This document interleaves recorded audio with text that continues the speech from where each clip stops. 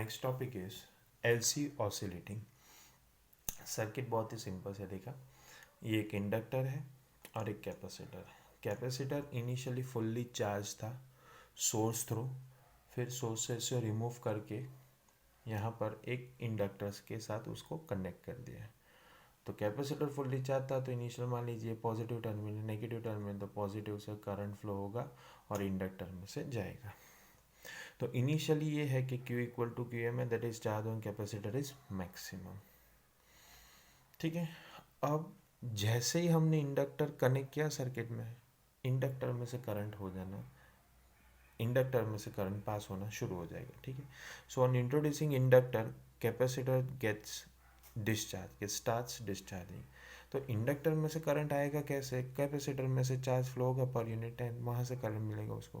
यानी जो पहले कैपेसिटर चार्ज था वो धीरे धीरे धीरे क्या होगा, अभी डिस्चार्ज होने वाला है। So by KVL minus V C plus V L equals to zero, के VC का वोल्टेज जो है यानी कैपेसिटर का वोल्टेज लैग करेगा तो इंडक्टर का वोल्टेज लीड करेगा, तो ये माइनस और ये प्लस। पर वोल्टेज अक्रॉस कैपेसिटर होता है Q बाई सी और वोल्टेज अक्रॉस इंडक्टर होता है L into D I by D T, that is equals to zero. अब आप देखिए कि यहाँ पर जो करंट है I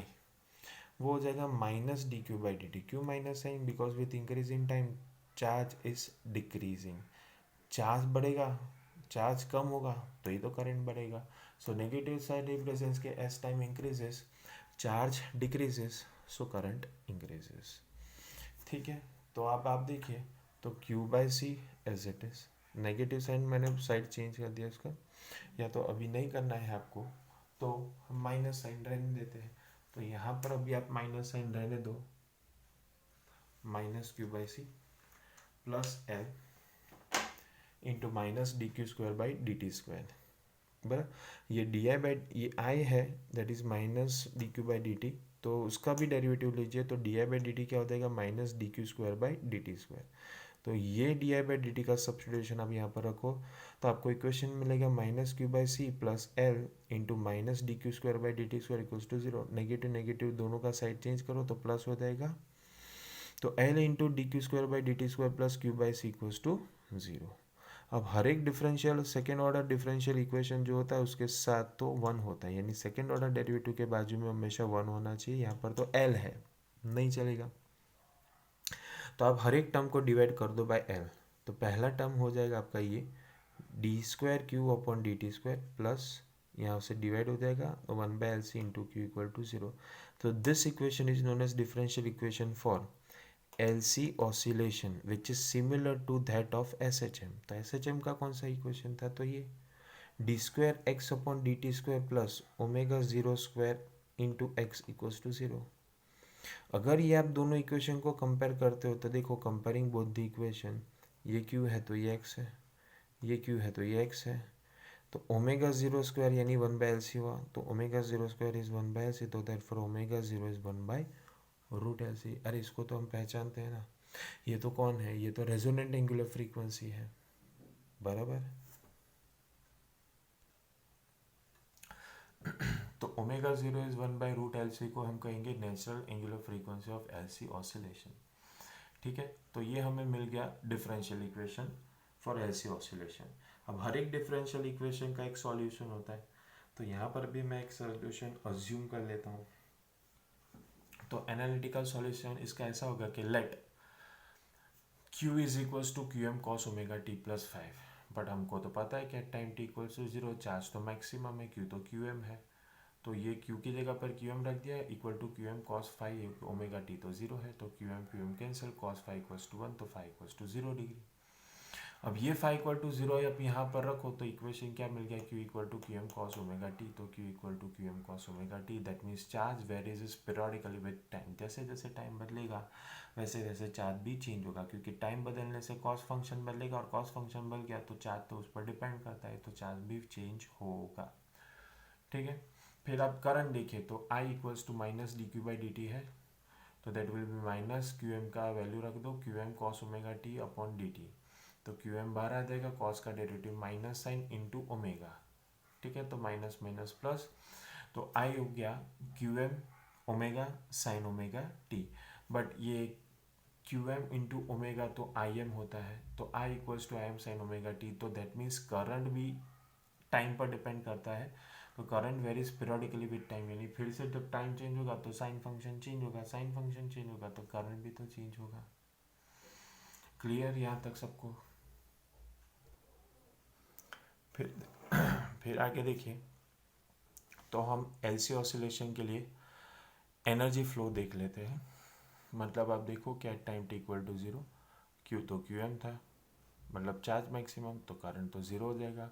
क्योंकि चार्ज कॉस फंक्शन से डिपेंड करता है तो करंट साइन फंक्शन से। अब at time T equals to zero जब कॉस फंक्शन मैक्सिमम होगा तो साइन को तो जीरो होना पड़ेगा, तो चार्ज मैक्सिमम तो करंट जीरो, तो U equal to U E plus U B, यानी total energy will be sum of electric plus magnetic field, तो इलेक्ट्रिक हो जाएगा क्यू स्क्वायर बाई टू से, पर मैग्नेटिक फील्ड जीरो क्योंकि करंट जीरो, तो Q M square by two से, क्योंकि at time T equals to zero तो क्यू एम है, तो क्यू की जगह पर Q M square by two से, यानी यू ई आएगा, यानी at time T equals to zero जो भी टोटल एनर्जी सिस्टम के पास होगा that will be in terms of electric field. अब देखते हैं time T equal to T by four, तो Q equal to Q M cos omega T है, तो Q M as it is cos omega की जगह पर two pi by T into T by four, T cancel, ये आ गया pi by two, तो Q M cos pi by two equals to zero, तो that means T by four time पर charge zero है तो करंट मैक्सिमम होगा, तो u equal to U E plus U B में ये ज़ीरो, तो ये हाफ एल आई स्क्वायर हो जाएगा, लेकिन half L I M square होगा, तो मतलब जो भी एनर्जी है वो मैग्नेटिक फील्ड के टर्म्स में होगा, बराबर। अब आ जाते हैं टी बाई टू टाइम पर, तो at T by two Q equal to Q M cos omega T, और ओमेगा की जगह पर two pi by T into T by two, T cancel, two भी कैंसिल, तो कॉस पाई होता है minus one into Q M, minus one into Q M हो जाएगा माइनस क्यू एम, यानी कि भले नेगेटिव है लेकिन चार्ज है तो मैक्सिमम, नेगेटिव में मैक्सिमम, तो करंट फिर से ज़ीरो, तो u इक्वल्स टू हो जाएगा U E plus U B equals to Q square by two C, Q square by two C plus zero, तो that will be equals to Q M square by two C, that will be again in terms of electric. ठीक है, अब at time three T by four, ये नया time है, उसको हम लेना है at three T by four, बराबर। तो थ्री टी बाई फोर में क्या हो जाएगा, Q equals to Q M cos two pi by T into three T by four, T cancel, ये टू है ये फोर है, तो ये नीचे आ जाएगा, तो थ्री पाई बाई टू हो जाएगा, थ्री पाई बाई टू में कॉस जीरो होता है तो करंट नेगेटिव में मैक्सिमम हो जाएगा, तो total energy will be electric plus magnetic, zero plus half L I square, that is equals to half L I M square, यानी फिर से मैग्नेटिक, तो मतलब टोटल एनर्जी इलेक्ट्रिक के फॉर्म्स में कब कब होगा, तो time T equal to zero पर, टी बाई टू पर, टी पर, थ्री टी बाई टू पर एंड सो ऑन, और टोटल एनर्जी मैग्नेटिक फील्ड के टर्म्स में कब होगा, T by four, three T by four, five T by four, seven T by four and so on. So ये है energy flow, that means अब title को justify करते कि एलसी ऑसिलेशन है, तो ऑसिलेट कौन हुआ, तो जो चार्ज है, चार्ज वो कैपेसिटर के प्लेट पर ऑसिलेट हुआ, तो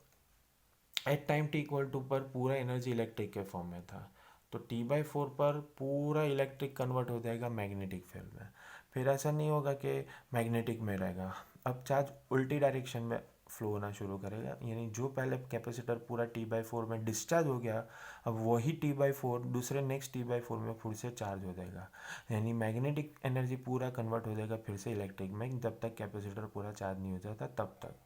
फिर से ये साइकिल कंटिन्यू होगा और ये चलता रहेगा चलता रहेगा चलता रहेगा, इसी को कहते हैं एलसी ऑसिलेटिंग। क्लियर?